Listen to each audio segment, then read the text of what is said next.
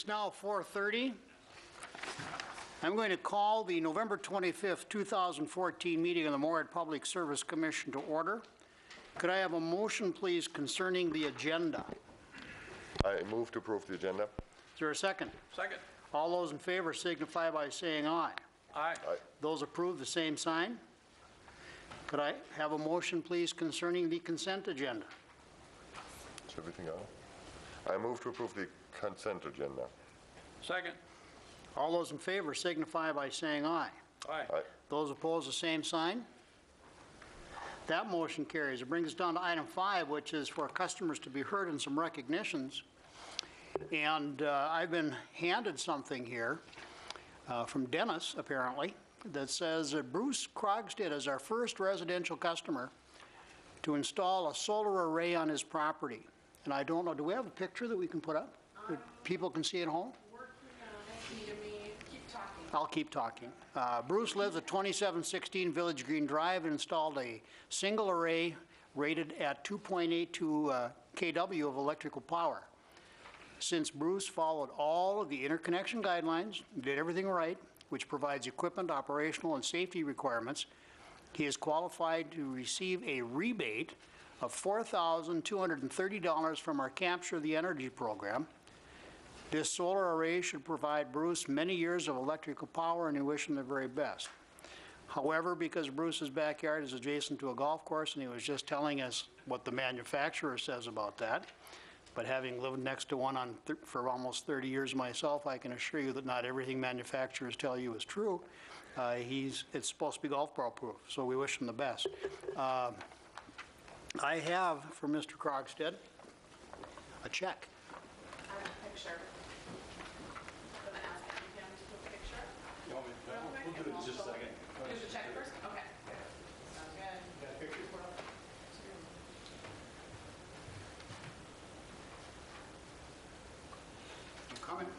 Sounds good. I'm an old man. Bruce, on behalf of Moorhead Public Service, I'm going to present you with this check for $4,230. Okay. Congratulations on Thank- being the first residential user of that program. Thank you very much, sir. I'm gonna take it from this side. This is a very Look this way. You'll want to say, I'd like to look at I the don't person look. I'm shaking hands Well, with. you think I'm going to steal something, do you? Well, it's a big check. Okay, 1, 2, 3. Good shot. Thank you. Thank you, sir. And then you can step right up here and say something, and there's your backyard right there. You know how you get people nervous is when somebody comes to what looks like a pulpit and says, "Grace to you and peace from God our Father and from our Lord and Savior, Jesus Christ." I'm a Lutheran pastor. I just dress up and play chaplain at the Air Guard, where I'm wing chaplain. It was about 12 years ago that I got back from a deployment to a hot, sandy place. And when you're in a different country in which there's a price on your head, you have a sudden appreciation that the best, or your greatest concern is maybe somebody is going to make an obscene hand gesture in your morning commute. We are so blessed to have a city that has a sense of corporate responsibility and pride in being Moorhead. My neighbor is a cop. Previous to him was Joel Scharf, so many of you probably knew him. It's a safe community, it's a good community. That's no accident. Martin Luther said, "Do not send your brightest and best into the ministry. Send them into public service." And I see that's up on the screen there. So I guess that's you guys. He had a strong sense that we need people to sustain God's ongoing, general good work in the world. You folks are doing that, so thank you. And if anyone would like to visit with me about this project at any time, I'd be more than happy to do it. And Dennis, you can give my phone number to any potential customers. Before you step away from the podium, Mr. Krogstad, or Reverend Krogstad, I want to thank you for your service on behalf of our nation and for the dedication that you obviously have provided to that service as well. Well, this Thank will you. keep us a little more independent from foreign energy providers, hopefully, as word gets out. Thank So, you. Appreciate that. Have a nice Thanksgiving. Thank you. Thank you. You can say something? Yep. Any old business, Mr. Schwann? None, sir. Just because he's in uniform, you're saying sir now? I always call you sir. Yeah, whatever. Members of the city council, we have Chuck here tonight. What have you got to tell us, Chuck? Thank you. Good afternoon, ladies and gentlemen. Just a couple notes. We did discuss the transfer at the committee of the whole on November 17th, and I think it went well as well, taken in by the city council, and we had Dave speak at that committee of the whole meeting. So we're still in the process of year-end budgeting and everything. Every meeting I learned something being a first-year council member, so it's a learning experience. And just last night we recapped a good year for Moorhead, and it's been a great year for building, energy, so terrific year. It's a terrific year to be first year on the council, so that's all I have. There's probably no better education, whether it's on more public service or on the city council, than to review a budget. Yeah, And I'm sure Rolf would tell you that. he does. Yes. Listen carefully to what he tells you, of course. That brings us to members of the Public Service Commission. Anything to report? Rolf? No. John? Just wanted to bring up a topic in our economic development meeting here, that we were discussing the Minnesota sprinkler code that's going to be effective here in January. And does that code impact more public service in any way of what we're going to have to bring to the homes who require sprinkler systems? Not that I've heard of. Chris, I don't know if you've got any background. Chris Knutson, Water Division Manager. Step up to the... Chris Knutson, Water Division Manager. It'll require, I believe, a larger fire service for residential homes. So I know that there's been a effort by several lobbying groups in Minnesota to defeat that bill. I'm not sure as to what the current outcome of that bill is, but needless to say, you'd have to have a larger, if you have a large residential home, you'd have to have a large, like a 1-inch fire service. So we'd have to change our rules and regs to be congruent with that rule if it does in fact pass. But I haven't heard the latest on it, if it has passed or not. Is that something that we should be looking at in terms of our rules and regulations? Not until it passes. I wouldn't want to require a residential property to have a fire service unless it was mandated by the state. Well, it is part of code. Okay. And that is going into effect on January 15th, and it's a home that has 4,500 square feet, but that Right. includes the garage and the basement, so it's not that large of a house. And any, I'll call them twin home or duplex, it's required on all of them, no matter what the size is. So there's going to be some potential need for review. So if I can ask a question, I'm assuming from the look on your face, Chris, that the codes administrators have not talked to you about any code requirements relative to fire safety. I hadn't heard the latest that had passed, but certainly we can adjust our rules and regs to accommodate for that. The city of Moorhead typically does the plan review on those large homes, they do it on home building, so we wouldn't be involved in that process. However, we want our rules and regs to be congruent with that particular policy, so we can certainly make that change. Again, City of Moorhead would be the ones enforcing I'm assuming that. that's only for new construction.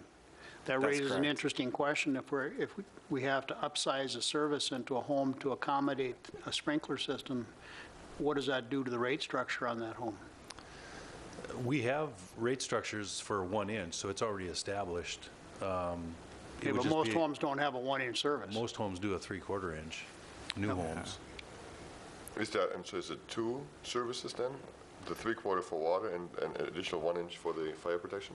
Or is it the I same believe that's service? the case. I believe that's the case, that you actually need 2. Two pipes going in? Yeah. But I can certainly visit with the city codes department about that Okay. upcoming regulation. Could we ask that a report be brought back to us with some recommendations? Is there anything we specifically have to do about it at this juncture? Well, like Chris mentioned, we would have to do, in our rules and regs, we'd have to require it. As far as our rates go, the rates are already established.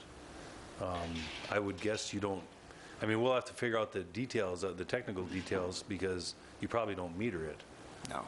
So it's, you know. No. But don't we have a connect charge if we have a house with two, if we had a house with two pipes going in, one 3/4, one Yep. 1 inch, even though there's no water being metered on that 1 inch, we It'd still be a have a monthly- monthly fee, right? Monthly charge, yep.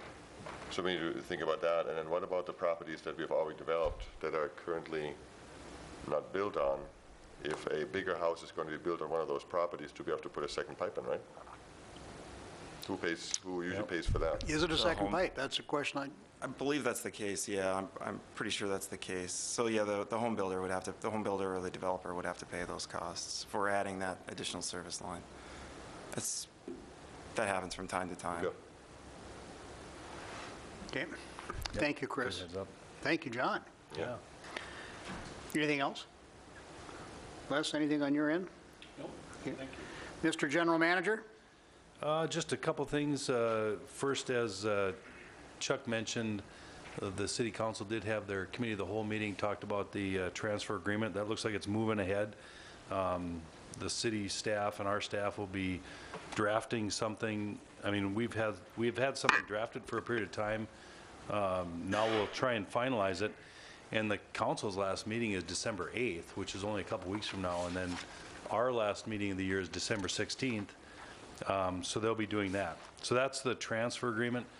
The other agreement that's going to come, and we're just, pumping these agreements out with the city like crazy now, is a streetlight agreement. And so last night they held on their second reading of the streetlight utility, and we'll be putting an agreement together. We'll certainly go through our attorney, John Bolger, and kind of review that, before we bring it to you on the 16th. So, but at the 16th meeting, you might as well know, there may be two agreements with the city coming at that meeting. So that's 3 weeks from now. Well, obviously, and I don't know about anybody else, I'll speak for myself, I'd like to have that, whatever proposed documents we're going to be asked to approve in advance of coming to the meeting.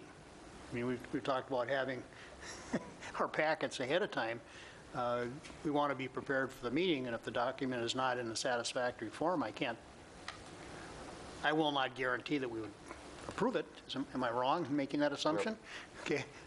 Right. But, so we're going to want those drafts as soon as possible. Our city staffs and our staff sitting down and talking about what's going into these agreements so that we can get working documents going back and forth?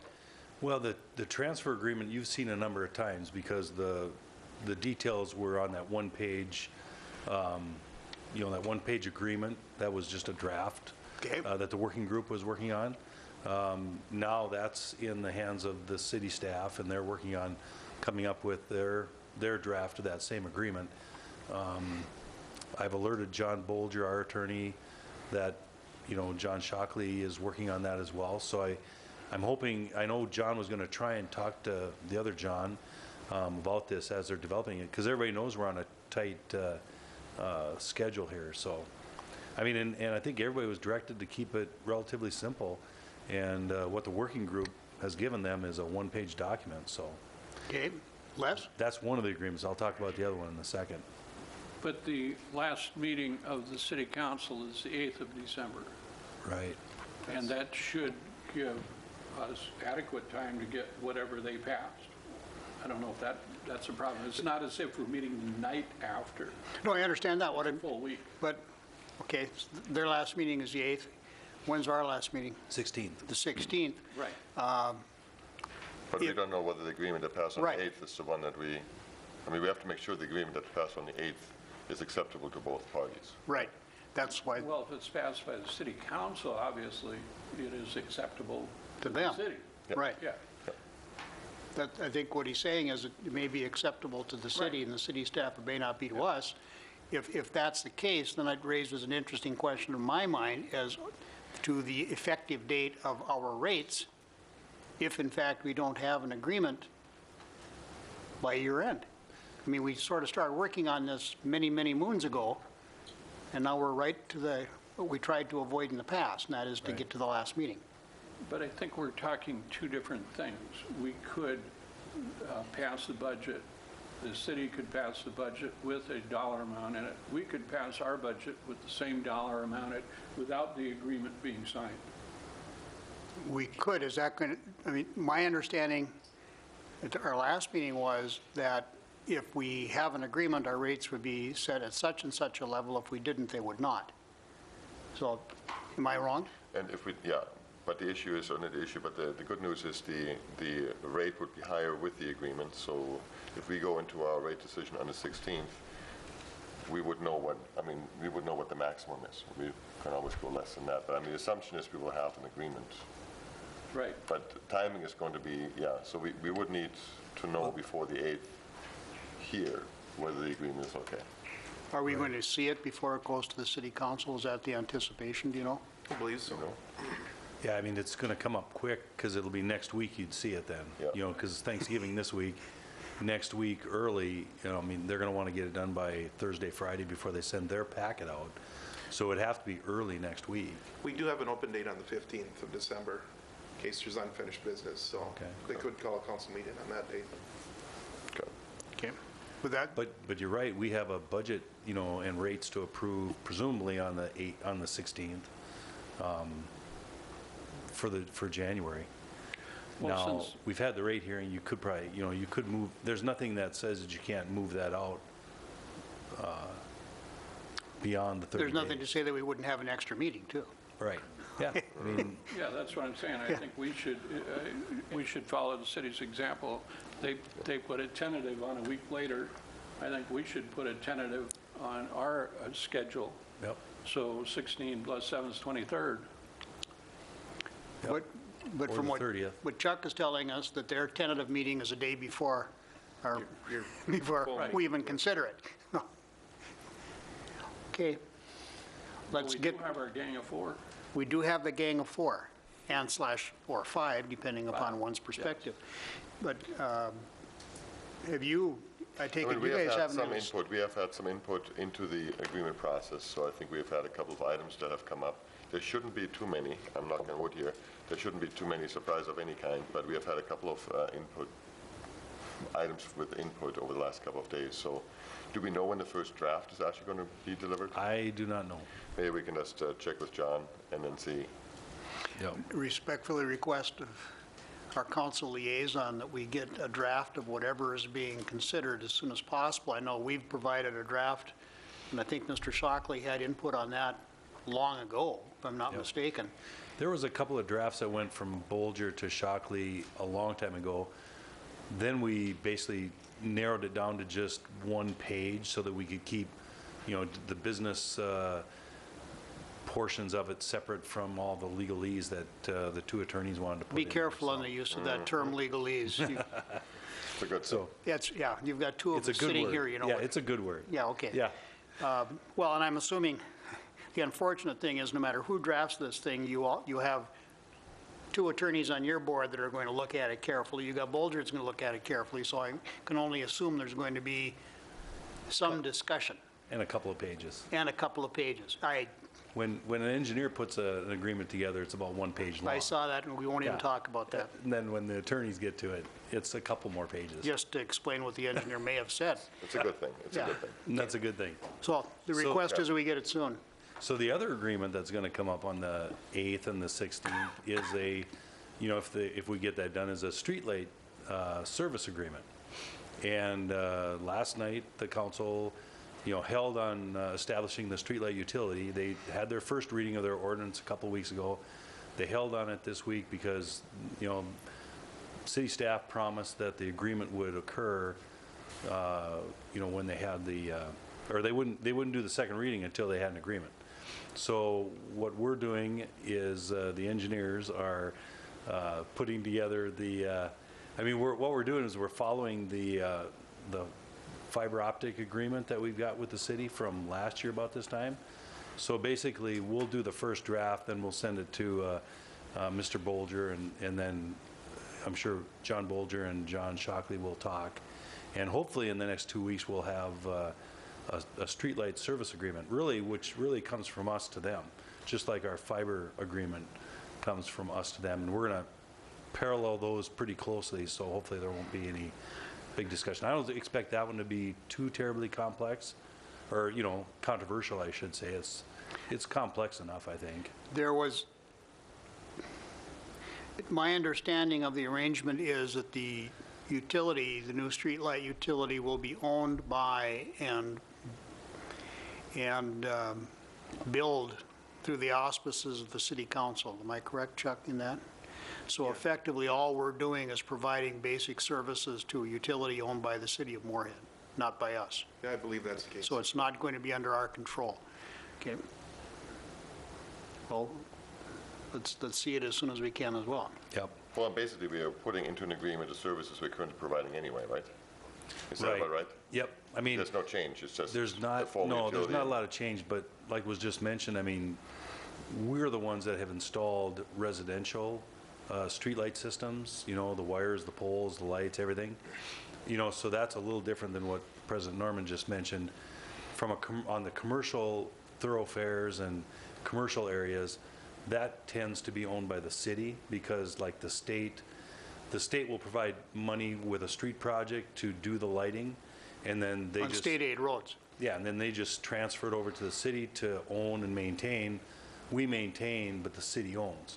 And that's how we're going to draft it, is just like that. You know, and then there's just, you know, how do we do projects that fall in between those two? You know, areas where there's been some disagreements in the past over commercial areas that are, you know, not paid by the state. Does the city pay for those? Does Moorhead Public Service pay for those? Frankly, we say, keep it out of the rate. You guys pay for those, assess those, whatever, and then we'll take care of them. We'll maintain them. But does it make a difference to us? I mean, we provide electricity, we're going to charge for electricity, and we're going to provide services.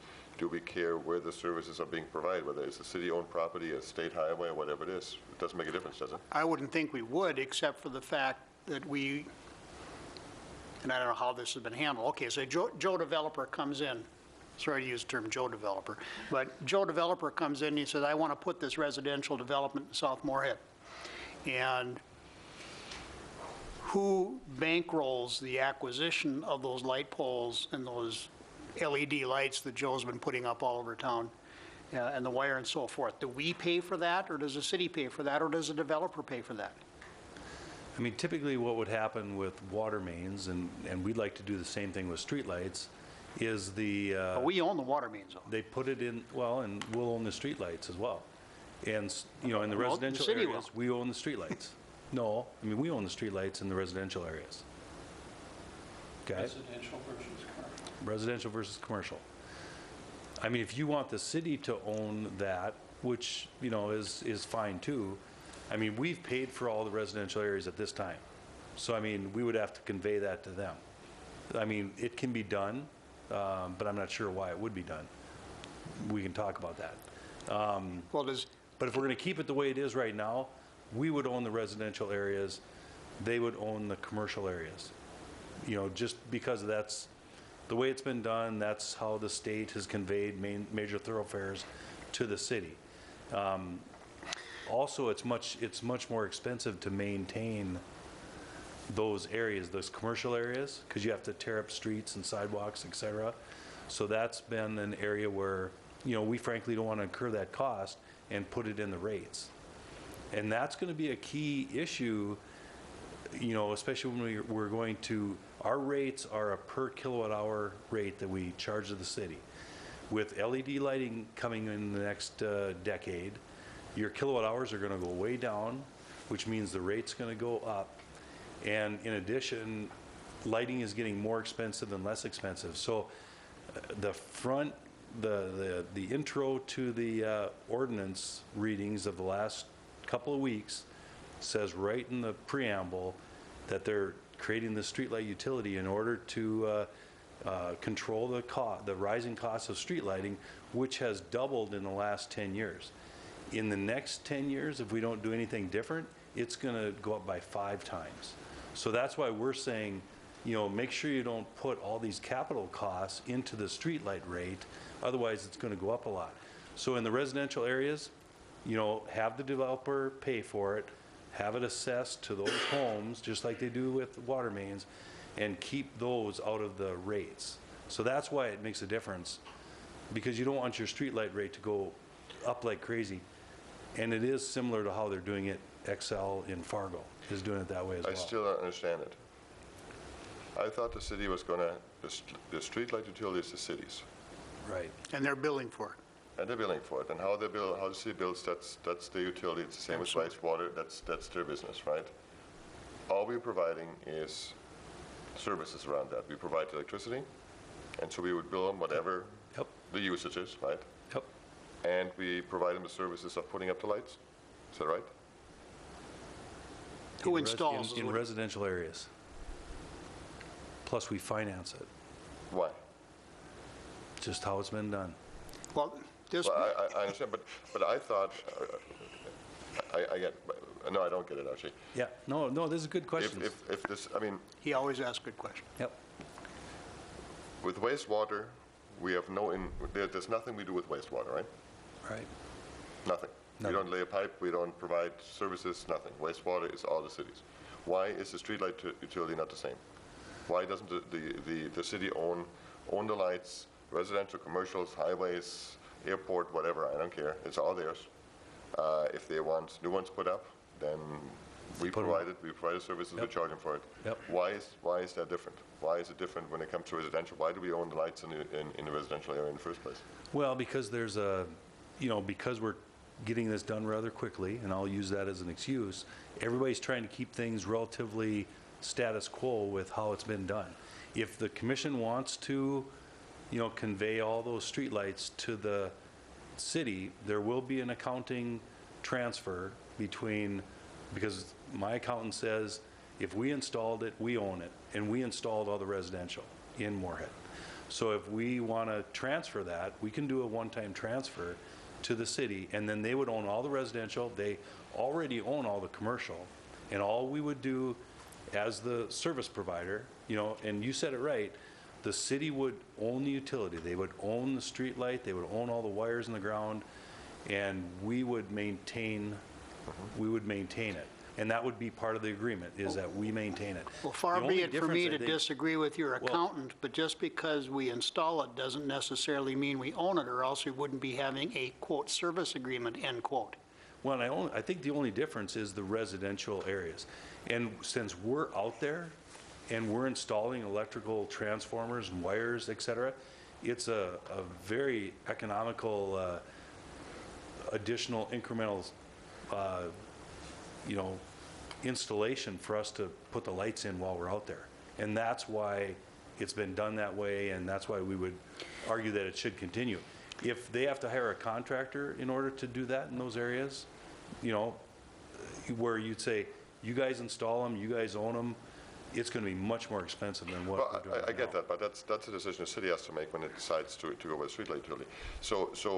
But let me ask a question. So in the current residential streetlight area, we do the transition here. We have a city-owned streetlight utility.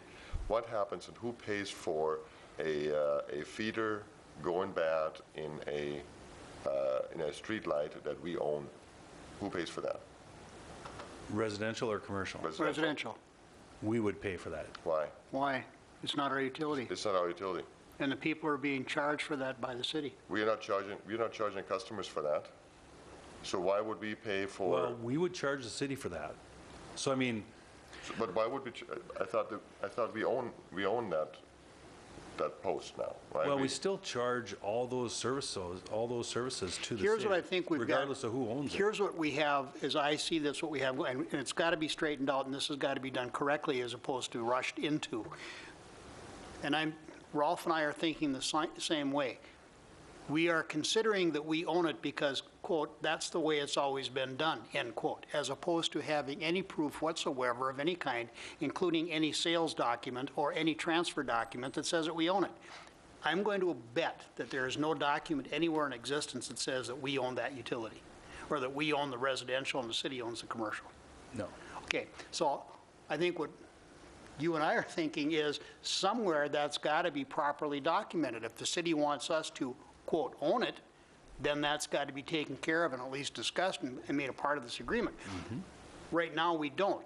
What we have is a funding vehicle that is being proposed by accountants so that the city can raise revenue of $650,000 a year, that's not necessarily matching up with the operation on the ground. To me, yeah. there's a missed cog here, to the extent that there's got to be appropriate transfers or appropriate language so the things we're talking about are correct. So let's say, for example, there's a windstorm on that residential pole. It comes down and hits some young kid in the head. Whose responsibility is it? Is it the city's because they own it, or is it more public service? Is it residential or commercial? I'm in the residential. Then it's ours. Really? And what says that? This agreement would say that. Okay, It would let- say, it would have liability. Well, I in it. think there's some issues that have to be incorporated in that agreement to clarify exactly what that relation is. Oh, yeah. I mean, and it would parallel, like I say, the fiber optic agreement, where it talks about liability, it talks about, all the terms and conditions and the obligations of Moorhead Public Service, the obligations of the city, ownership of the Moorhead Public Service, ownership of the city. And I'm not saying that the way, I'm saying it right now is correct. Our staff met this morning talking about this, trying to get the guts of an agreement that parallels this fiber agreement. And we're using Bolger's format. So, I mean, John Bolger will be the one that reviews it after we've filled in the blanks. Because I'm a little bit dense. So in the past, so far, we have put up the residential lights we have put up. Have we paid for those in the past? Or have we charged the city? We pay for them, and then they are charged to the city. So then they bought them. They bought them. So they own them. They buy them over time Doesn't matter. They in the still own them. rates. If they bought and paid for them, wouldn't it be the city's, not ours? Just a question. And I'm not trying to make a point that we are owning them. My question is, I need my accountant at this point. who owns those poles? Who owns the supply lines? Who owns the transformers that are needed? If the city has paid for them, I mean, my argument would be the city owns them, but then everything related to those items going forward would have to be paid for by the city as they are now, right? Mr. Bakke has, I'm Before assuming, we- a cogent question. No, I'm point of just order, going I to think, is comment, coming. just before we go on a whole long dialogue about something that doesn't exist yet. I'm just reminding us that this document, wherever and whenever it comes from the city council, would come to us. We do not know, Bill doesn't know, Chuck doesn't know what's going to be in it. Well, if I can We're respond, making our concerns known. That's true. this is the first time that this issue has been discussed by this body. Correct. And I agree with that. And if the assumption is that a document is going to be handed to us at the last meeting of the year that we're going to simply agree to, I would guess that no This has gotta one be- will assume that based on past practice of both the city council and our commission. well, and so to that extent, the concerns that we have here Are have to be valid. communicated to Bill Absolutely. so that he can work with whatever staff people are making determinations as to who owns what. Correct. But I tend to with all agree, that. I tend to agree with Ralph that we've got a serious question as to who owns what. Yes. However, if we're going to get into the accounting of it without any idea what the agreement even says, I think is I'm not that asking, proverbial horse, or cart before the horse. I understand that. I'm not asking for any accounting. Okay. I don't think Ralph is either, but I think we are asking about what this agreement's all about. And, I mean, because we haven't heard about it. And the reason I'm bringing it up is because it's very possible that this agreement's going to be in front of you at the very next meeting and in Right. front of the council at the December 8th meeting. Right. So I want to make sure you're aware that that's coming up. So all of us should watch the council meeting. Oh, and last night, they could have passed, which was on consent agenda, the streetlight utility, and, I'm the one who said, hey, staff said there was going to be an agreement. I haven't seen anything yet. Wasn't that in the agenda, though? It was on the agenda Was on it in there? Was on the agreement consent. in the agenda?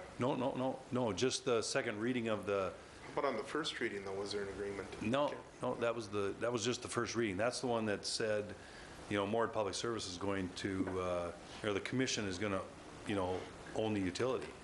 And they had that wrong as well. And so we said, hey, you can't, commission can't be delegated the utility without the rate-setting authority as well. And that's what the first reading said, so we kind of stopped the train on that one as well. Well, that's what the charter says, but at the same time, we can contract with the city to do just about anything we want to. Yep. Within reason. But I think we should, it's going to be unfortunate if this thing comes before us as an agreement, if we don't understand the parameters of what it is that we have to begin with. Well, I think, when we draft it, and we made a good effort this morning in getting a lot of things defined based on past practice, we're going to give something to John Bolger, and then he's going to have to draft it with all of the legal issues outlined. And again, we're looking as our template at the fiber optic agreement that we have with the city right now. And I think that's a good agreement. That was drafted by John Bolger, and that's a utility that we own, the fiber that's a optic. utility, I mean, That's a little different. We own that. Yep, that's part of the electric division, and yeah, I think John will understand the nuance, and we'll, that's why I brought it up again, get your ideas and feedback so I can talk to John and, make sure your concerns are addressed. Okay. Any further discussion? Any further concerns? So you're saying sooner the better, that agreement, sooner you see it, Yep. with the transfer and the public? Well, thinking like a lawyer who's drafted contracts for 40 years, yes. Both parties should be simultaneously working on these and going back and forth, rather than somebody putting it before one body and the other body hasn't even looked at it yet, unless you're going to send it to us in a tentative fashion. Well, we've agreed to this, but it's tentative. That doesn't make a lot of sense. It's far more, it's easier to work that out if we're doing it simultaneously, I would think. Yeah, I agree. Okay, so that's, That's an interesting one. yep. I'm also would be interested in seeing what the parameters of, how far the lights are to be apart. Oh, Just the general good question. basics of the installation and the parameters. Here's an interesting one. Okay, what we would propose doing is having everything done by the Illumination Engineering Society, which is the standard that many are using now. Well, guess what? Our residential areas are not to that standard. So new areas would actually have a few more lights than existing areas. But the council, through the charter, directs the placement of every light in Moorhead. And we would say, just to keep it simple, have the council agree in this, in this document or somewhere else in their policies to follow that standard, both for commercial, and every design engineer that does a street project follows that standard. Have you discussed that with city's engineering staff? Well, yeah, we've done that. On commercial areas, it's followed already, and that's where we deal with in the commercial areas. But in the residential areas, they've got the council has a standard right now. We would say, let's just keep it simple, do it to this standard. But not to sound callous, why do we care? Because it's the council's utility, so if the council decides to go by Ralph's special Moorhead standard, then the council can do that, right? One light on every street corner. That's why I don't understand. Are we merely, or are we not merely a service provider to the city while the city runs its own streetlight utility? And I would assume that would include which format or which guidelines to follow when it comes to the placement, the size of the lights. If I go over here to Kovash Marine and I want to put something on a boat that he doesn't think is a good thing to put on a boat, and I kind of want him to say, you know what, I think maybe I've been in this business a little bit, so I'd kind of like you to think about this, because you may be happier this way. We absolutely have those kind of conversations with the city engineering staff when they're designing a street, and we have some idea how that should happen. So at least there's a conversation back and forth. Whether you want to put it in the agreement or not may be another point exactly. Well, knowing how cheap you are, it'll be a used boat anyway, so those parts will be on it. But I think there should be some joint discussion with the city engineering staff. But I tend to agree with Ralph. They should be setting the parameters of where they want to place, just like they always have, and whatever they decide, they decide. It's in the city code.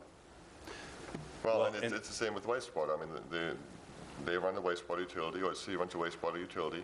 It follows its own rules, sets its own rates and everything else. And I assumed, and I may be wrong, that it was going to be the same thing with the streetlight utility. Right. And I own the boat, and I'm going to go over to Kovash, and I want to put this special thing on there. And he goes, you're spending way too much money. I can accomplish that much better this way, and you're going to like it more. And you're going to tell them I'm an engineer, so put it on there anyway. So, You know, right, so right, I mean, Les? you know, we absolutely have those kind of conversations. We had it on First Avenue North.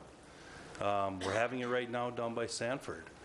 And part of the issues will get resolved when we outline who owns it and who's going to finance Well, it. and I think that's part of these concerns. These are some of the issues, as Les pointed out, that we have to incorporate And, into the, you know, like another thing, I mean, if we want to have, you know, 350 decorative light standards in the city of Moorhead, that's going to increase the costs.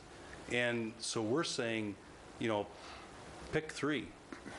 And because we don't want to carry an inventory for 357 of them. We want to carry an inventory of 3. And it'll keep your costs down. And that's some of the things that's going to go on in this conversation as well. So we're saying decorative lighting is part of this service agreement. You know, we don't say, we don't care what you guys are putting in there. Maybe we should, but afterwards we're going to go, they're picking out decorative lighting standards like crazy. Every single street in town has a different light style on it, and we don't want to go there. And they're doing that, you know, right now. I mean, we're getting, every development wants its different lighting standards so it can have a distinct feel to it. Well, it's like, who's going to maintain that? You can give it back to the developer, but the developer is going to say, you know, after they're done with the development, they're gone. So who does that fall upon? Well, the owner, the city, right? As not in the the streetlight residential, utility. according to you. Well, the streetlight utility, you know, they own it, so they're going to say, okay, I guess we own that now, so we're going to maintain it. Who they're going to go to maintain it? It's going to be Moorhead Public Service. They're going to say, put that in your inventory. That increases the cost. We increase the rate. It doubles, triples over the next 3 years. And they say, what are you guys doing? You know, so that's what we're concerned about. Well, and that raises another question. Are we, any other concerns we want to put in here? As I was watching one of the city council meetings recently, one of the North Side Council representatives asked of Wanda, I believe she's the finance director, as to whether or not the city was aware of how it was that Moorhead Public Service was billing for this particular utility. And the fact, and apparently one of the reasons given to put the ordinance in place anyway was to control costs because they've gone up so fast. I'm assuming that we have in fact provided all information to the city, so the city already knows how it is that we bill for things. Am I missing something there? We do, I mean, we do that. I mean, if they ask, I mean, we have cost of service studies that are public information, so I mean, it's all there. Okay. And, I mean, I you just know, want to make sure that the city has enough information from us to understand what it is that, you know, we bill for. Right. No, I mean, we do, and we coordinate that information. That's not a problem. So this will go to the same kind of question that I had a few moments ago about whether or not we're going to have time to put our rates in effect. If this agreement comes back to us and a lot of these questions are yet unanswered, what happens on that utility? Well, they're establishing rates. They tabled that actually for the next 3 weeks or 2 weeks too. So they have in their fee schedule rates of $3 per residential customer, $2.50 for multifamily, and then, you know, $4 per, you know, lighting unit for commercial, and a maximum on that as well. So I mean, they've established that, and we worked with them on some of that. So it's that part, that rate is okay. Our rate, which we charge to the city, is established by our cost of service study, and it's, you know, we have to make sure we allocate all of our costs to that, Okay. which I think was your, Anything further we have to discuss on this? well, and talk Or to have me we beat this afterwards. particular dog to death? Yes. Thank you. Well, And I think want the it's- record to reflect the fact that Mr. Baki has now gone back to using paper for for his packet. The meeting has gotten so long that the battery on my tablet is revolting. Oh, they've been long before. I had one other thing on the general manager's report, and That was today. About half a dozen customers, commercial customers of Moorhead Public Service called and asked about, there was a scam going on in Moorhead this afternoon. And you'll see, there'll be a press release out, so it might hit the news tonight. But it was interesting, and we just want to caution people, customers of ours, that if, someone calls and demands payment, it's not us. We don't demand payment. And, and they're being very crafty about these things as well. So it happened today, and Casey and I talked to Jennifer over at Ushers, and she said we could use her name, and they may interview her for tonight. But, she said she was, they're targeting, commercial establishments, restaurants, bars, and they say that, they're going to turn the power off in 45 minutes if they don't get this payment. And the payment, is, and she said, we know we're current. Well, there must be some misunderstanding. You should call this 1-888 number. And she did say, Jennifer, she said, you're in the middle of stuff. You're thinking, oh, they're going to turn my power off. And they say Moorhead Public Service. So, she didn't call that number, the second one, but we did call the police, and we had the police call that number. And it's some, entity out of India. Well, you've got to be careful also, and maybe Les can correct me on this, but my understanding is you can pretty much, from a caller ID standpoint, you can go out there and pretty much change your caller ID to read virtually anything. Yep. So just because it says Moorhead Public Service does not mean that it is Moorhead Public Service. That's relatively easy to do. Yeah, so. And websites are relatively easy to do. Exactly, and because some of the scams I see coming off the web, they look like Wells Fargo, they look like everybody that we work with, and I know that Nancy is quite aggressive on collecting things, but she certainly wouldn't do it in 45 minutes. Is that right, Nancy? So the short version is, if you get a call, somebody says, we're going to turn your power off, that is not the case, call our number back to confirm that. Exactly. Yep. So do not pay anybody who calls you. Call our number back, and it's 218-477-8000, right? Right. Call back, and we confirm whether or not you're about to be turned off, which is unlikely. Right. Yep. Is there any way that we can put this scam alert or whatever online with our meeting tonight? Can MCAM put that up there on the screen? Well, at least, if nothing else, when people at home watch this on a replay, that they can see our message. Wait just 1 second, Yeah, I'll get it up there. and anytime that we see things like this, I think Moorhead Public Service will talk about it at meetings and make sure it's known to our customers. Anything further, Bill? No. Okay. Our next item is item 10, which is to approve an amendment to the Environmental Consulting Services Agreement of the spill.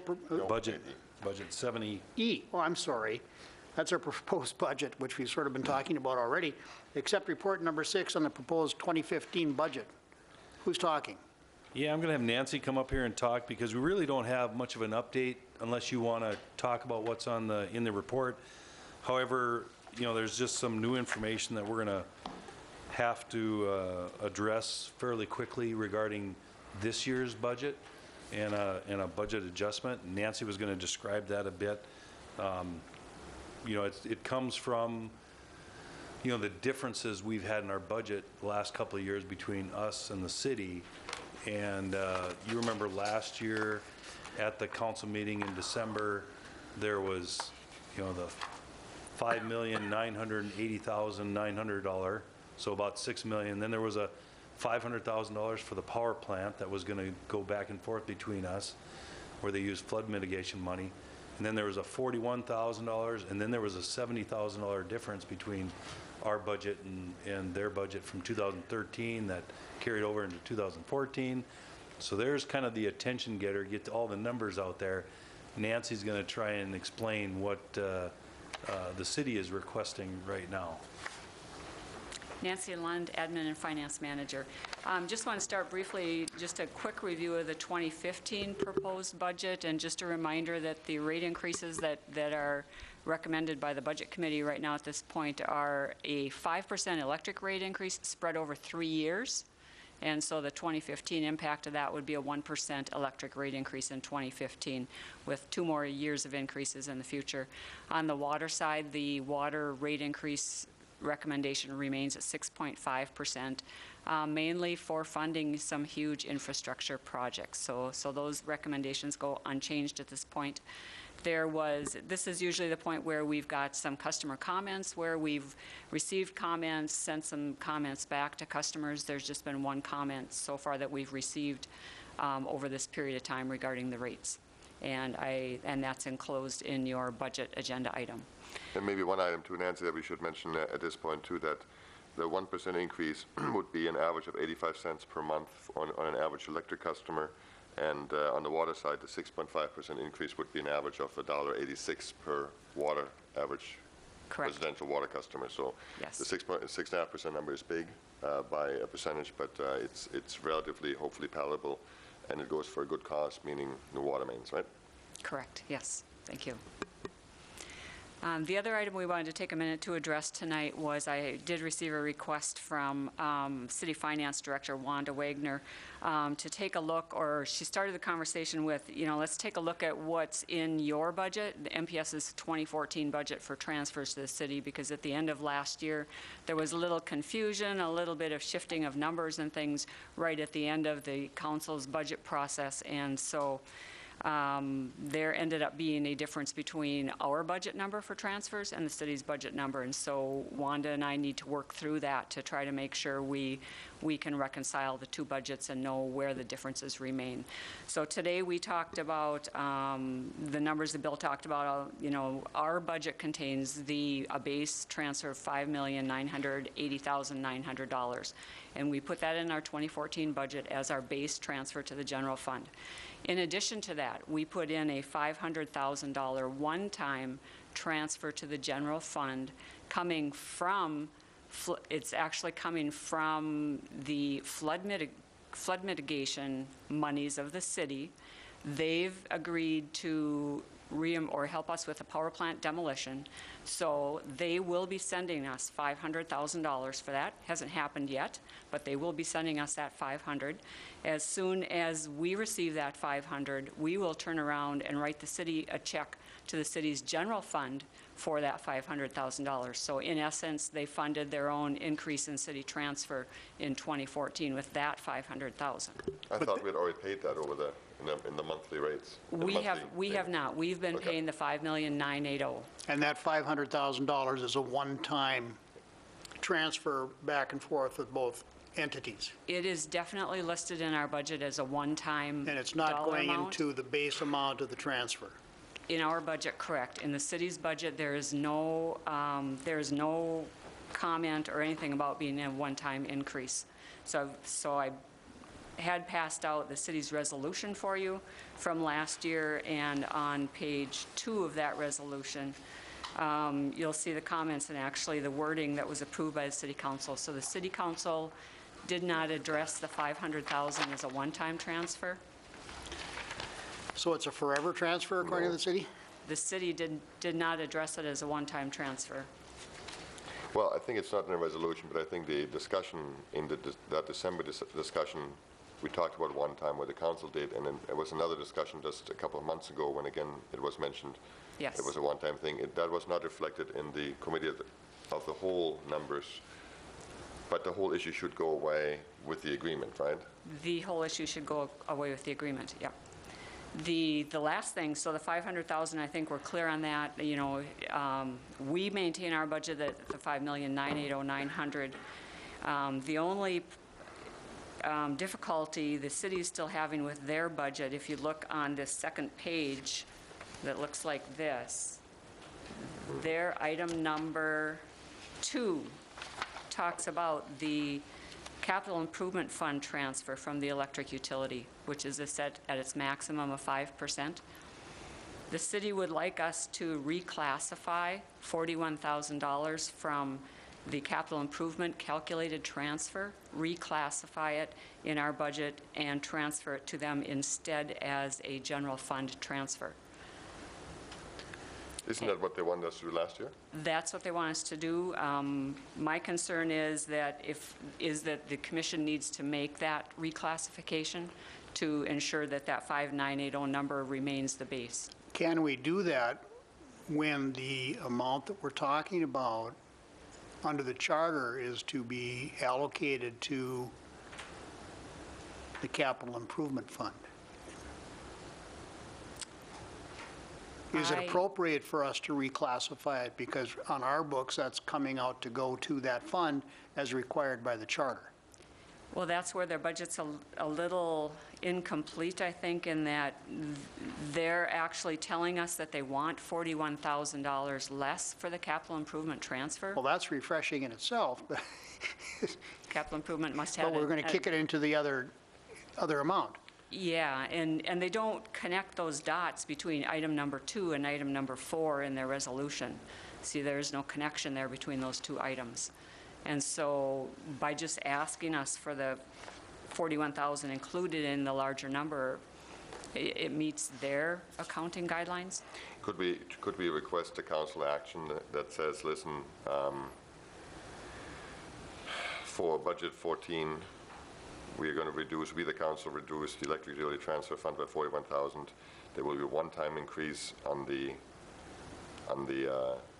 main transfer of 41,000 and another one-time increase of 500,000 on the main transfer. Could we do that? If we transfer the funds, the 41,000 from the reduced capital improvement fund over to the general fund, I'm assuming that we're still below the 20% that we'd otherwise transfer to the general. Yes, we are. Correct? Yes. So we can probably do that, but then that's going to leave a real gaping hole in terms of somebody coming by and trying to figure out what the heck it is that we did with regard to all these transfers going back and forth. Somebody's going to say, oh, wait a minute here, we didn't get our full 5% out of the capital improvement fund, which, if I recollected in the committee of the whole meeting, was a real concern of everybody, that funds are spoken for many, many years off into the future, and oh, by the way, don't reduce that and don't do anything else with it. So I think we're getting a mixed message here. Well, but this is also cleanup work from last year. Right? Exactly. Yeah, And I like what Rolf is saying about if we're going to do this, I think the resolution has to come out of the council, which clarifies what steps are actually being taken from an accounting standpoint. And what And I'm they're assuming, asking for. have we talked to our auditor about this? We have not, no. I think on our end, all it would be is the city does things with budget adjustments. We don't normally do the budget adjustments. I think we could handle it with a reclassification, because that general fund transfer is a fixed amount. It's not tied to a percentage of revenues or anything like that. Except for the fact that you don't want somebody coming along at some point in the future saying, wait a minute here, we were owed another $41,000 in the capital improvement fund. So I think we have to be, if not directed or requested, I think, as Rolf has put it, there has to be a give and take here in terms of explaining the debits and credits of what it is we're doing. I mean, I don't have an issue with the concept. I mean, we agreed to that last year Yes. anyway, right? The concept is fine as long as we just have it papered or evidenced the proper way, saying, hey, this is what we did, and somebody can look at this next year in 10 years and say, yep, this is what I did, and everybody agreed to it, so. And I think from a standpoint of accounting for it, I think you might want to run it by the auditors first to make sure that we are doing everything according to generally accepted accounting principles. I can do that, and then we can ask the council to Yeah, to clarify it. That'd be my their feeling. resolution. Anybody else have any comments? I think your earlier point here, as far as by renaming this, are we staying within the charter's direction? And I think that is an issue, because if it's supposed to be capital improvement by charter, I don't really think we can be in a position to change it to comply with the city's bookkeeping. Except, I think, John, what we're saying here is if we do this, we'll be below the 5% requirement on the capital improvement fund by $41,000. And if we do it to the general fund, we'll also be below the maximum 20%, so we still have that ability to put it into that fund. I understand, but I think what you pointed out, that it's supposed to be capital improvement, That's, not general fund. And that needs to be clarified. But the city could have told us, on item 2 that the electric utility transfer, we this year want 5% minus 41,000, right? That's their right to do. They don't have to total 5%. Yes. They could have told us they wanted 4%, whatever, Right, so they whatever could have number, as done long that. as it's And below then they 5. could have, Yes. on the general fund transfer, they could have requested not 5,980, but 5, whatever, or 6,021,000, right? They could have done that from the start. The issue is that we didn't do it that way. We did it later, right? Is that the issue? No? And there's, think is there, Repeat that, can you I think repeat that Nancy just question said no. again? is there anything fully recording anywhere?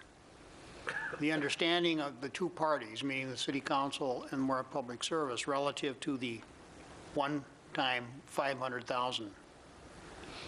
Is there anything recorded? Yes. Bill Anything in and- writing? Anything in writing, no. Bill and I listened to the council meeting from last December, and so we're comfortable that we're following the wording on that, or that our budget, we still have differences in the two budgets, but we're comfortable that the 500,000 was a one-time and the 41,000 was a one-time increase in that transfer. But there is nothing in writing, and there's nothing in their budget that reflects that.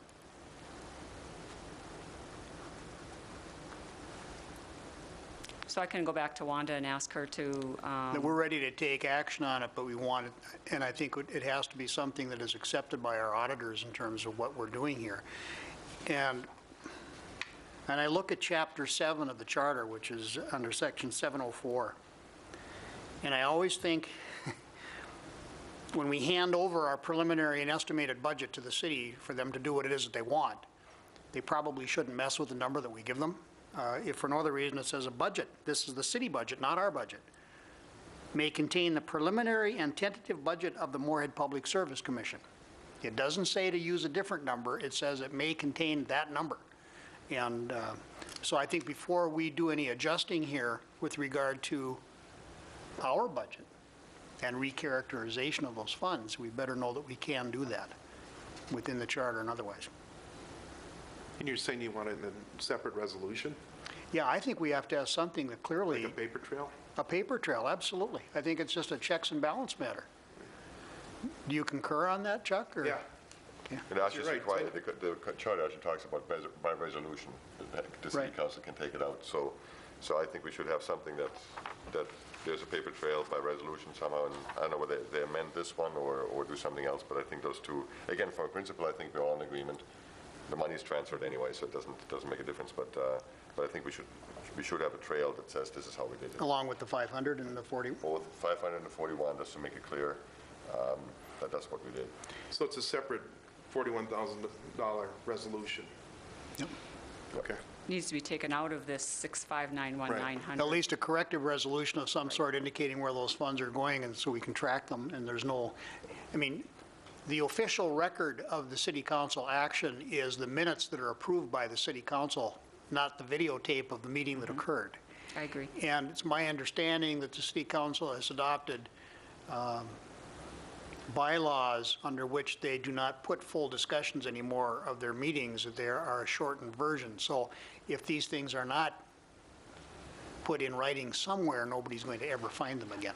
And I don't think we can rely on going back and looking at a videotape of a meeting. That's, And I think, to be honest, if you just look at this point 4 here, where it talks about the 659 and 1900, if that only included a couple words that said, of which 500,000, 41,000 are one-time transfers, whatever, you can, with a half sentence, you can clean that one up, and then there's a trail that people can follow. So would we need a separate resolution on the 500,000 too? well, this is a 2013 resolution. This is the old one, yeah. So probably a corrective resolution addressing both items, the 500 and the 41. Yeah, I think, Chuck, that's what probably is needed. That will still leave us with the budget difference between the two bodies then of the 70,000 for 2014. Yeah, we want them to be correct. Okay. Or we get Whatever something those there as well. numbers are that the Gang of Four came up with. Any further action we have to take on this? No, Does that so- answer your questions, Nancy? And do you know what our It does. request is? It does, Okay. yep. So we'll take that back and work on it a little bit, Okay. and hopefully there'll be something coming forward at our next meeting. I see Les that has his hand clarifies up. that. We did pass a resolution earlier this year on the $70,000 difference. No, that was for the previous year. For This 20 is 13. For 2013. This is 2014 that we're talking about We today. passed for 13, we never passed it for 14. But we resolved the issue. If Wanda wants to talk to the city manager, I believe we resolved that issue in the transfer group discussion as well. So I think there should be some evidence of that. So we paid for the first 70,000 less, but not the second. There was always a gap there. We paid 13 and 14. That was the action you remember, but Yep. we didn't pay 14. And that was resolved in the working group. Yep. It's included in that proposal.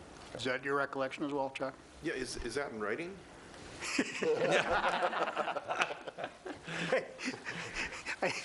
That may be in the agreement we haven't seen yet. Yeah. Let me resolve that issue for right now. Okay. Any further on item 7E? I see you've got some, is this the attached information that we have here that you just discussed? Yep. Yes. Okay. Yep. I'd had it earlier, I'd printed it out. Okay. I move we accept it.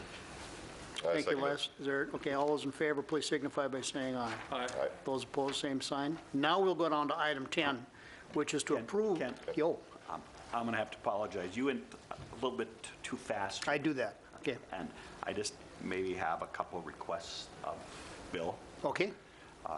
And I'm not sure where this would go in, but on your financial report, on page 3 of 5, there is an item that was over budget by like 55% asset here.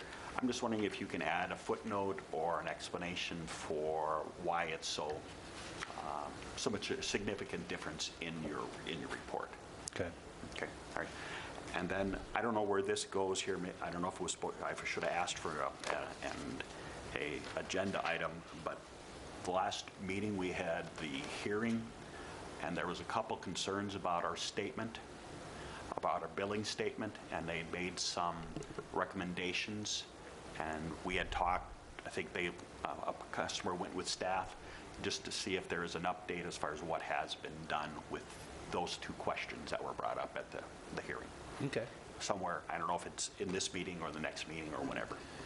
Yeah, and I'm trying to think, because I could answer them right now. The one about the statement, there was a discussion about putting the transfer on the bill, That was one item. and we are looking at that. It actually was in our strategic plan to look at that and actually do that. We had it in there listed that way.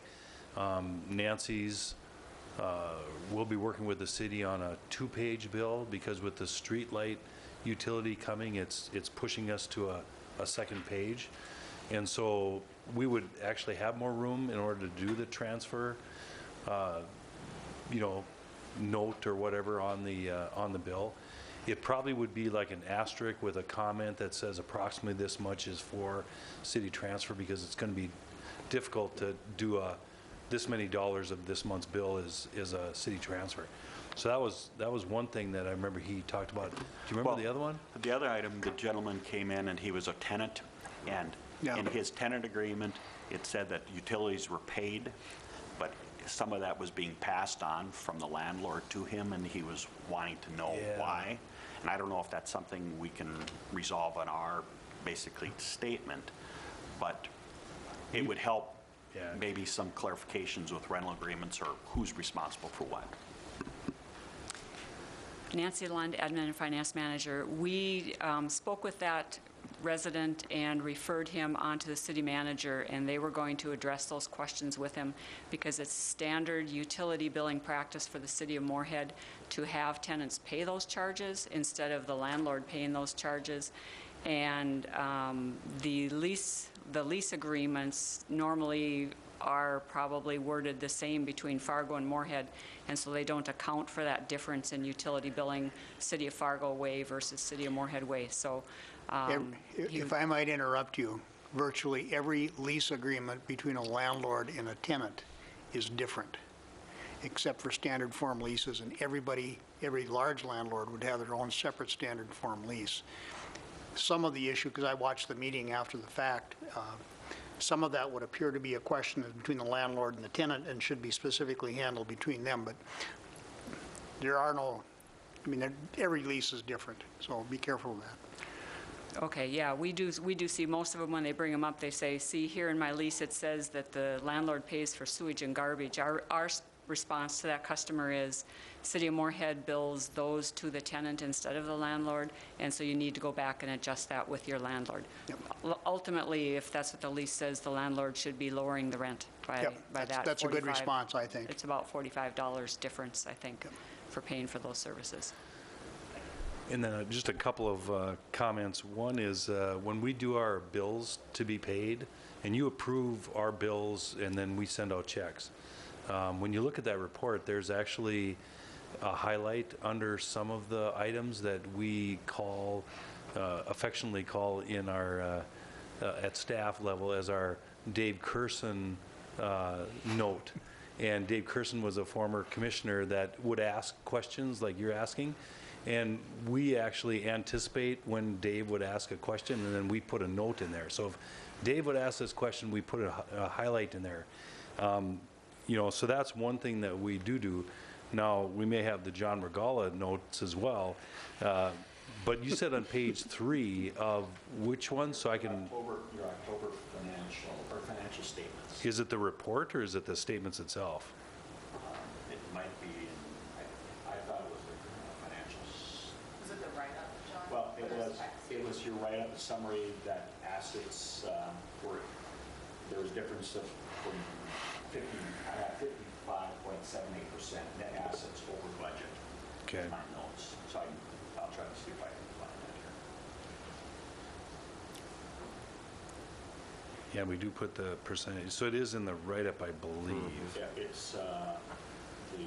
Water Division? It would be the Moorhead Service Commission action item, October financial statements. Okay, it's... Agenda item 7D3, page 3, the first sentence of page 3. In the write-up. For the year, the change in net assets through October was $4 million. Budget change in asset through the year was 2.6. Actual net change for the year through October over budget by $1,004,000 or 55.78%. Yep, okay, I see that. And my thought is anything significant like that would be beneficial for me. Yep, okay. We can respond to that. We'll update you next meeting. Mr. Curson would be happy to know that we remember him. Yes. I'll pass that on to him next time I see him. Good questions, well, thank you. Anything further, John? And I think we've already... Okay. Casey is indicating that we have the press release up, so that will be in a part of our taped meeting. Okay? Show it. You have to ask MCAM. Just say MCAM, please show. Say it now. MCAM, can you show that? The press release? Thank you. Takes them a few seconds. They do a could great leave it up job for us. They could leave it up while we're in executive session, too. Yes, we could. Good idea. When we go into executive session, we'll ask that MCAM that you put that up for the public to see it so they can read it in its entirety. I believe we already approved item 7E, correct? And that brings us to item 10, which is to approve the amendment number 1 to the Environmental Consulting Services Agreement of the Spill Prevention, Control, and Countermeasure Plan update. Who comes up with these? And the federal government does. Engineers. Yeah, Thank you, Les. Yeah, well, attorneys probably. Travis, if you'd come up here, Travis Schmidt, electrical engineering manager, talk about this one a bit. But these are mandated by the federal codes, and we have to update them from time to time. This is a change in the in this energy services agreement, or the environmental consulting services agreement. Travis, go for it. Okay. Thank you. Back in 2013, we approved a contract with Houston Engineering to update our spill prevention and control and countermeasure plan. It's been out of date for a while, and regulations change, and we wanted everything updated to the current code. Going through that process, Houston had found that we needed to add our dispatch site due to the amount of transformers that we hold on site for replacement and other things that go on during the year. So we had to add a site to that. That was about an additional $2,000 of cost that we needed to incur. Along with that, while they were doing the review, they also noticed that we needed to redesign and reconstruct our southeast substation containment area for our transformers, our large power transformers. With that, they started doing the redesign, and there's a lot of structural things that needed to be dealt with working around all the existing equipment that's on site. So that is why they're requesting these additional costs. I have a motion concerning this item. Are there any questions for Travis? You have a motion, please, on item 10. I move to approve item 10. Is there a second? Second. Thank you, John. All those in favor signify by saying aye. Aye. Those opposed, the same sign. That motion carried. Item 11 is to approve the change order number 2 for the 115 kV transmission line construction associated with the Opportunity Substation. Should we hooking it up now? Yeah. And first of all, we're very excited to get this substation hooked up. Travis, if you want to kind of explain the... Okay, well, we started this project a long time ago. And with everything that went on with the road, we had to delay the project. Avenia has incurred some additional costs due to labor differences from the original contract to now. Same with some of their subcontractors. They've also lost deposits on the steel reels that had the cable that they had to hold on to for additional years. A lot of this is incorporated into this change order. We've also incorporated a new structure that we need to take care of for NERC as well into this change order that they will be completing once the change order is approved. Okay, it seems to be a rather large change order. It's $230,000. The question I have is, where is this accounted for in the budget? Sure. 130,000 of it is for the NERC portion, and that is accounted in the 2014 budget. Okay. The 100,000 is not included in that budget, or in the 2014 budget for the project. So where does it come from? And I'm going to... We'll defer to Nancy again? Is that what you're going to say? I'm going to defer to Nancy. I know we've answered... I'm guessing it comes from those savings that I asked where the heck that money went from savings in the past. And I want to make sure that we're consistent in how we answered it last time. So Nancy's I think it's a very good comment by Les, and he deserves to make that comment. Yeah. Hello, Nancy. Where are you going to get the extra $100,000? Hello again. We're continuing to work with staff on the increases and decreases in project costs and budgets and everything. Ultimately, if the increases are greater than what's in the budget, it does come out of reserves. But right now, we've got some increases and decreases that we're still working through. Okay, so right now, we don't know if it's going to come out of reserves or not. Correct. Is that what you're saying? Correct. But it may. It may. Okay. It may. And again, the result of the increases was because the project was delayed by 2 years because of the negotiations for the easements, right? Correct, yes. Yeah. I'm assuming the next time the railroad comes to us for any favors, they're not necessarily going to get them. Les? I have one quick question, and a yes or no is a perfectly fine answer. Sure. Are there any obstacles remaining that have not been resolved to finish this project? Nope, actually, for the most part, we've got the substation operational. We're just working through And finalizing all the the commissioning. property has been obtained? and Yep, everything is So completed. we should have nothing left. There should not be nothing So left. it's actually running right now? Yes, the transmission line is connected and the transformer's hot. We're still working through commissioning and making sure that everything has rotation and everything's working properly. Okay, so we can get that in writing from you? It should be. All the questions that Les just asked? Sure. I only asked one. And what was a fairly comprehensive question, however. We're hoping to have everything energized next week. We're going to leave it the way it normally is over Thanksgiving, so if there is any issues, we don't have to worry about them. Okay. And the date we're distributing power from it is? I would hope sometime next week. When? Sometime next week. Okay. Okay. John? Just for curiosity, I understand railroads and dealing with railroads, but could you kind of just summarize quickly what the issues were for them for take 2 years? Sure. Basically, what occurred back in 2012, if I'm right, the The railroad, we required a permit from them, which we were going to parallel them for about 3 miles, and they wanted a substantial amount of money annually from us, which we were not overly accepting of, and that's why we went into negotiations with them to try to reduce that cost for us. It hadn't gotten there yet. I think we worked it out through our attorneys. Actually, the term could be outrageous. Yeah.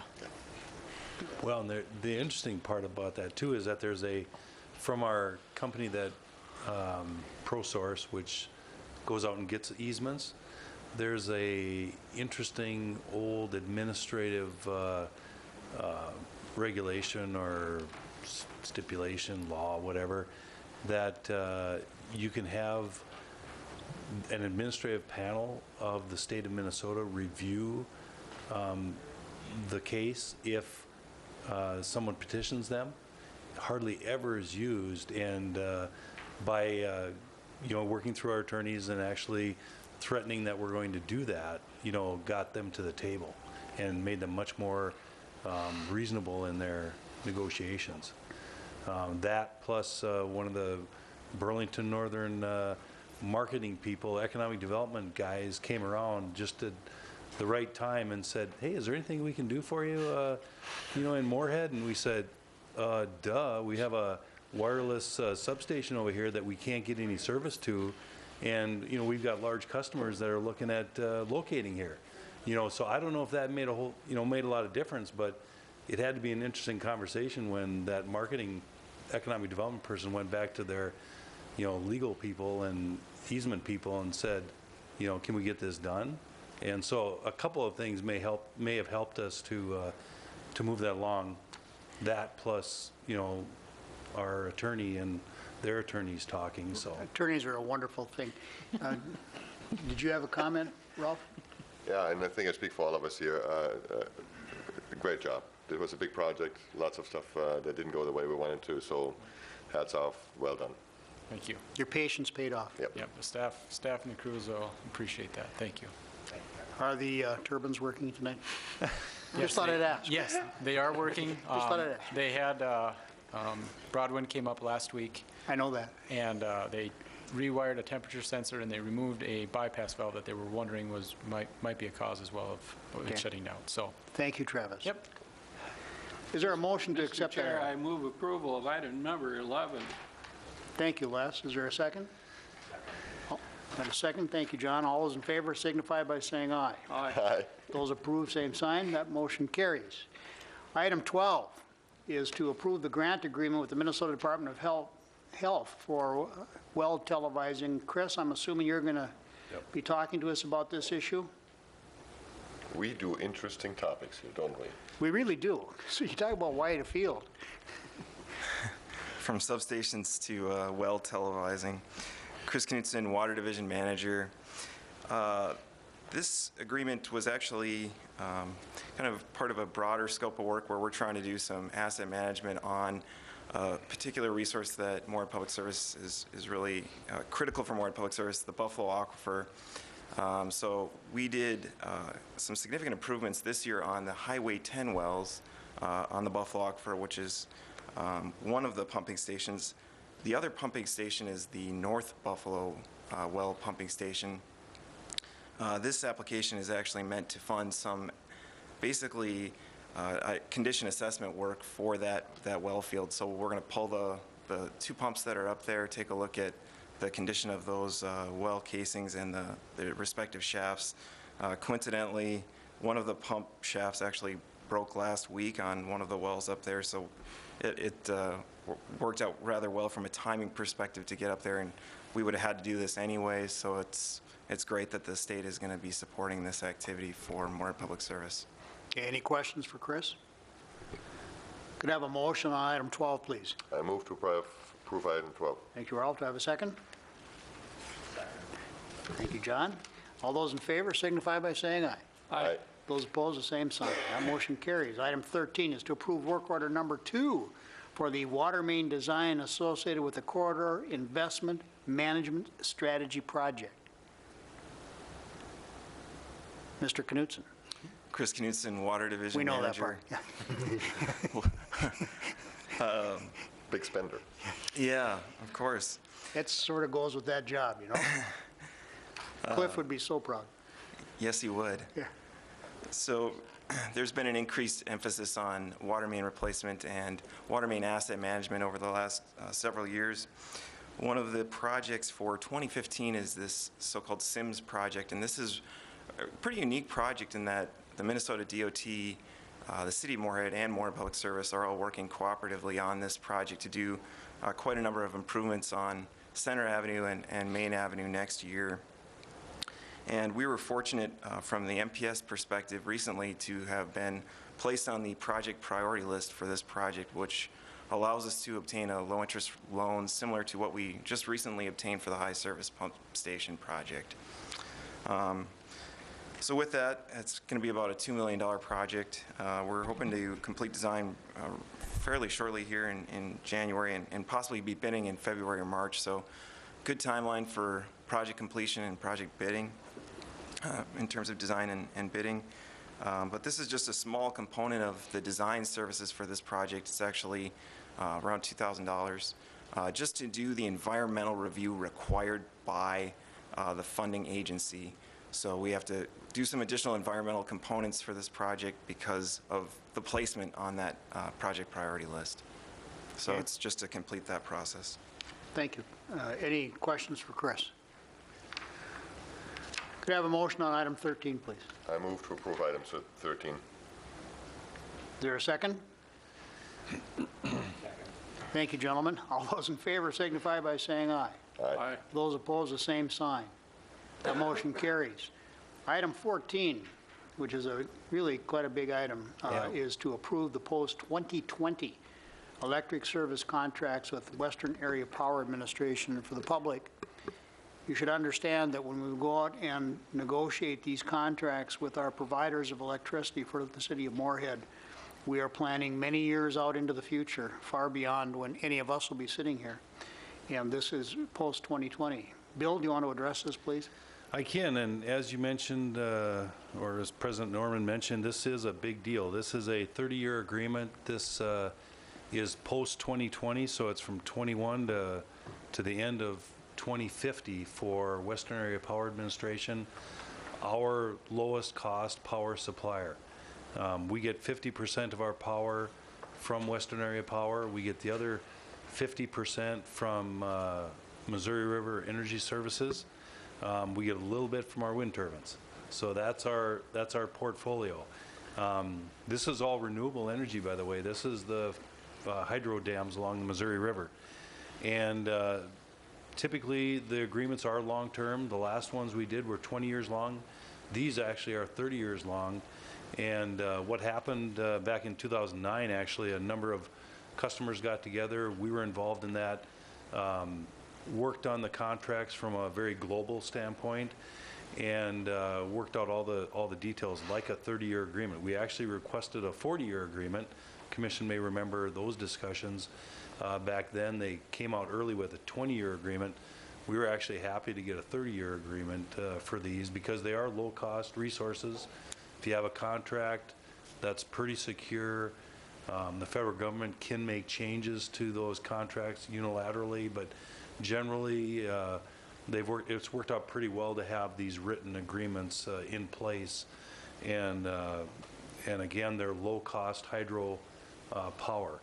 I said we get about 50% of our power from Western Area Power, 50% from Missouri River, yet of our power supply costs, about 60% of that is Missouri River, and only 40% of that is Western Area Power.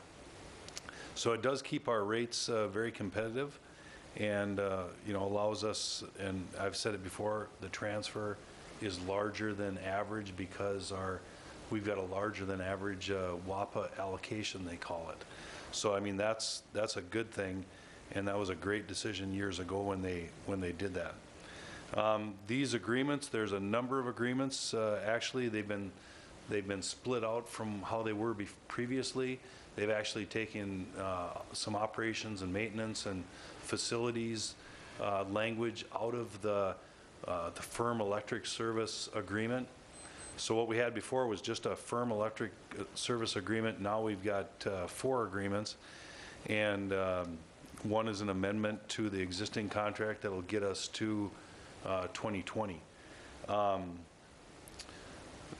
Some of the additional agreements that were pulled out of the main agreement are done because of NERC, the North American Electric Reliability Corporation. Travis just mentioned some changes we've had to make locally in our system to meet some of the NERC requirements. WAPA is actually helping us, you know, and we're clearing up how things are maintained, and because everybody has to do reports, we're audited. The auditors are actually audited in how they're checking things over to make sure that the grid is very secure. So this is part of that. Missouri River Energy Services also helped us with working with WAPA to make sure that everything was, you know, everything is neat and orderly in these agreements. WAPA has about 400 of these contracts that they've had to do with their customers. Missouri River has 60 of those 400 are members of theirs. So it made sense to work with Missouri River, and they've actually gone through these contracts, all the details of those. We're actually probably 50 of 60. We're one of the more complicated. We're the largest MRES member. We have a more complicated agreement. So WAPA actually put us at the end in order to work through some of those some of those details with others, more easy contracts, so they can get more of them done quickly. Because since 2009, and you know, they've tried to get these done. Actually, in 2011 too, we signed a reserve agreement with WAPA, just kind of putting a placeholder on all this. So anyway, that's some of the details. John Bolger has reviewed these and will be reviewing them once again. So, you know, I would like to have it, you know, give the discretion to John Bolger in order to make some minor adjustments if necessary. I'm assuming there's not too many adjustments that WAPA will allow us to make, but there's Right. got to be some. Okay. From the technical standpoint, there's not, but John Bolger actually brought up a good point that, you know, we've looked at the charter in a lot of detail in the last couple of years.